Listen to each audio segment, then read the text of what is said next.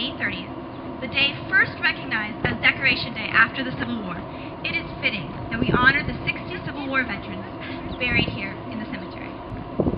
This monument, first dedicated back in 1915, on the 50th anniversary of the Civil War, is a tangible symbol of the new lives that many veterans created for themselves after they moved west in the years following the Civil War.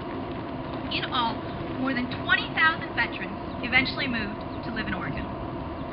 Although these veterans had many reasons to consider themselves fortunate to have survived the late war, most of them did not return home unscathed. George Wolfe, a naval seaman whose new headstone we dedicate today, wrote in his pension application, "A bullet in left leg above knee and the scar of a sword thrust left side."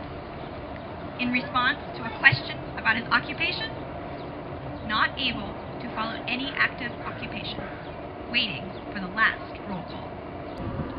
In April of 1915, at a joint meeting of the two organizations, it was decided to sound out public sentiment regarding the donation of funds for a monument which would be placed in the cemetery in the next few weeks.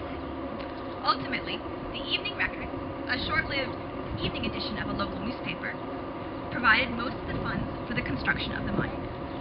The time constraints of finishing the project by May, as well as the desire to do all the work locally in Marshfield, resulted in this rather unique monument. The region prides itself on self-sufficiency, and the monument's construction attests to that. Unlike many other Civil War monuments, where the central feature might be the statue of a soldier, this monument features a Civil War-era artillery piece donated by the state of Oregon.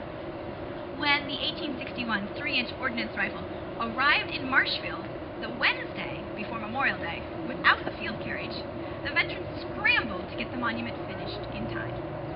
The bronze plaque on the monument's base, noting the sponsorship of the Evening Record and dedicating the monument to all the sailor-soldier dead, was cast locally, most likely at the Coos Bay Iron Works. The hurriedly completed monument was unveiled by May 30th, 1915, serving as the centerpiece of the Memorial Day exercises. Now, 100 years later, we recognize the 100th anniversary of the monument and the end of the Civil War centennial. As did the Grand Army of the Republic, representing all soldiers and sailors who defended the integrity and authority of the nation. We thank the city of Coos Bay for this monument. Its very silence is impressive. Without articulate speech, it is eloquent. It needs no words. It is in itself an oration. It assures us that our dead are held in remembrance.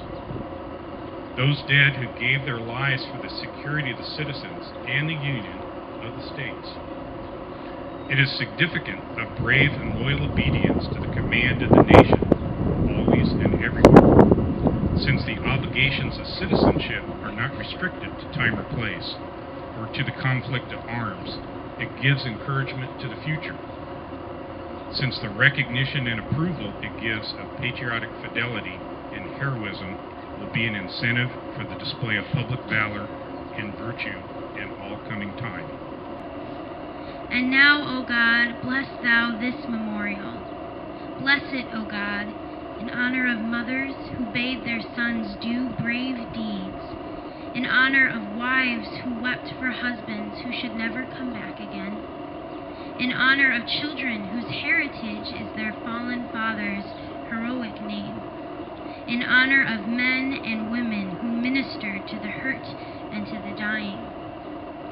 But chiefly, O God, in honor of men who counted not their lives dear when their country needed them, of those alike who sleep beside the dust of their kindred or under the salt of the sea or in nameless graves, where only thine angels stand sentinels to the reveal of the resurrection morning. Protect it, and let it endure. And unto the latest generation may its influence be for the education of the citizen, for the honor of civil life, for the advancement of the nation, for the blessing of humanity, and for the furtherance of thy holy kingdom. As we close these services, our God of honor will be withdrawing, and our flags will be lowered. But the memorial we have dedicated remains, guarded by our dead, so long as it shall endure it will speak to us and to all of the loyalty and heroism in the Army and the Navy, and of that significant national authority of which our flag is a symbol of every true American heart.